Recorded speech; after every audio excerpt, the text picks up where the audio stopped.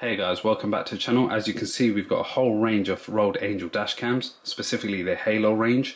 And what we're going to be doing is taking 5 separate videos to review these one by one. So we'll go through each individual dashcam.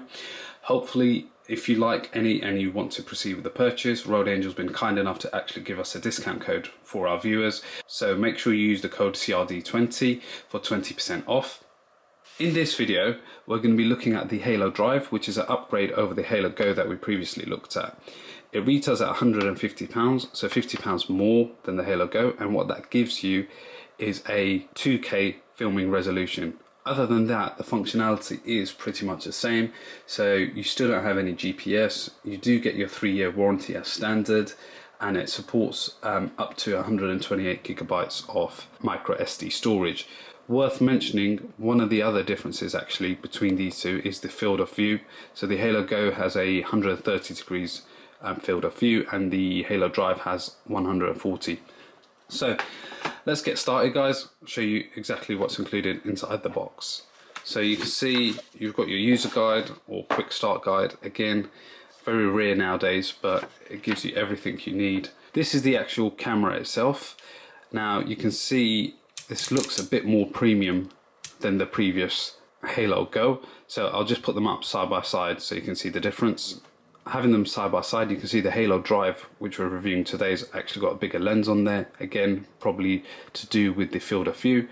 And then it's actually got a slightly different speaker setup on the side. But generally, in terms of the feel, it just feels a lot more solid.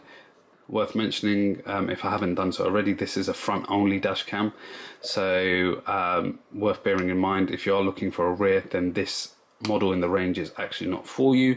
The ones you're probably most likely interested in is the Halo View, which we've got up next, and then the Halo Pro right at the end there, which includes the rear camera. But that's what you get in the box, and then I'm expecting this to be very similar, and I'll just hold the camera up.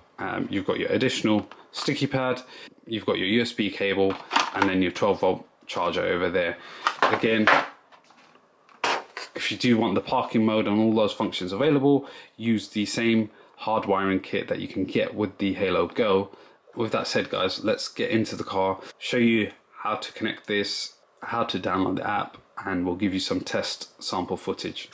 Right guys, here we are back inside the car. If you've watched my last video, you'll remember, ignore this, this is my permanent dash cam, and right now on the mirror housing is where I'm mounting the temporary dash cams as part of the Road Angel reviews that I'm carrying out.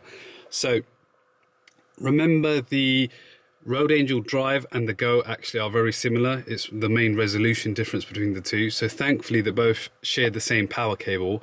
So what I've done is, rather than completely strip all the cable back out, I'm actually using the same cable routing as when I fed in the Road Angel Go's. So the rest of it's pretty much the same. Now let's go ahead and connect the camera and see what settings are available on it.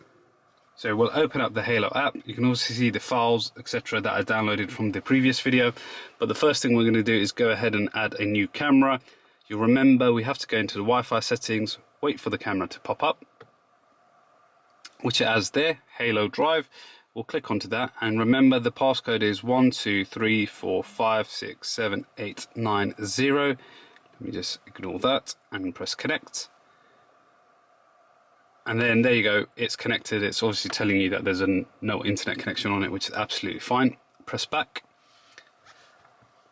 Right, so everything from this point is pretty much the same like you would have seen in the Halo Go app and video demonstration. So just to quickly cover off some of the quick things that you can do, if you go into the settings, you can go into your camera settings and change various different things. The camera name, the password, if you want to change it from the default password.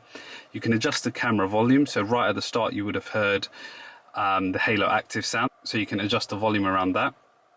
You can then toggle on and off the microphone recording, switch between your resolutions, as well as some other things in the advanced settings.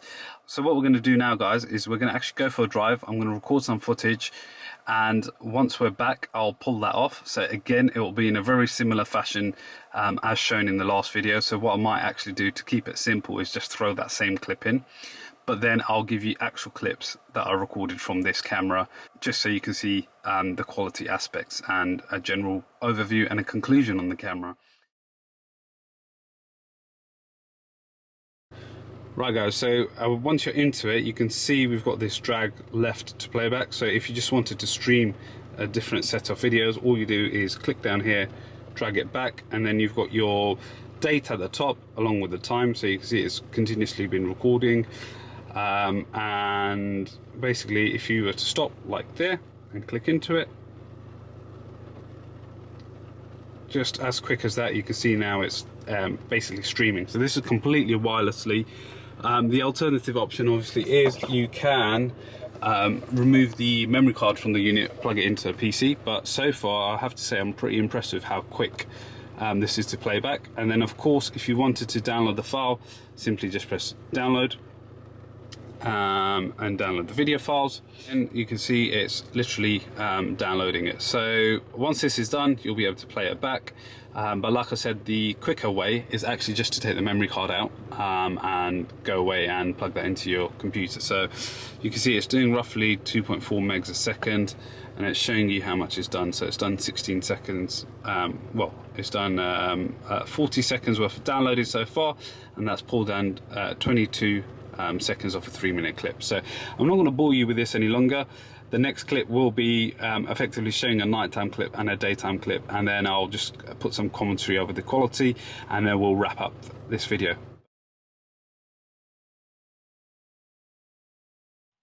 Right guys, so immediately what I've noticed is the colours seem a lot more rich and vibrant. So you can see the trees, etc., a lot more green than they were in the Halo Go. The immediate thing I've noticed is, although there's a difference in the field of view between both cameras, so the Halo Drive, which is this camera, actually is supposed to have a wider field of view. I can't immediately notice too much of a difference, to be honest, but the quality again looks a lot more sharper, and this is probably down to the 2K camera. One of my key drawbacks from the last Halo Go that we looked at was around the exposure, so how it dealt with going through a tunnel, coming out of a tunnel, and how long it took for it to adjust the light sensitivity. So what I've done is put in a tunnel clip. Let's just see how it behaves on the Halo Drive. It's obviously got a different sensor, so I'm expecting it to be a lot better. So as you can see, everything's really bright, but as soon as you come out, instantaneously it's adjusted the colors, so a lot better than the Halo Go. So just to put that back into context for you, I'll now overlay the Halo Go clips so you can see the same thing. As we're coming out of the tunnel, you can see it's extremely bright, everything's blown out of proportion. Now you can see it's taking a lot longer than what it just did for the Halo Drive. So finally guys, the last thing to quickly show you is, of course, like I mentioned, the details very good. It's nice and crisp, especially in slow and moving traffic. But finally, let's round off with the night vision. Again, comparing this directly back to the Halo Go, the quality is actually really good. Again, probably as a result of the higher sensor. As you'll start seeing as the bus is coming past us right now, it's again very easy to make out, and the exposure is not being blown out. So definitely, I would say it is, to me, worth the extra £50 because you're getting a better resolution, better quality, and certainly the way it's dealing with the exposure is a noticeable difference. So I encourage you to go back and watch the Halo Go video so you can have a direct comparison. But hopefully in this video, just by overlaying 1 or 2 shots, I've made that clear for you. So leave a comment down below, guys, if you found this video useful. Remember, if you are purchasing this, use the code CRD20 for 20% off. That's all for now, guys. We'll see you in the next one. Thank you very much for watching.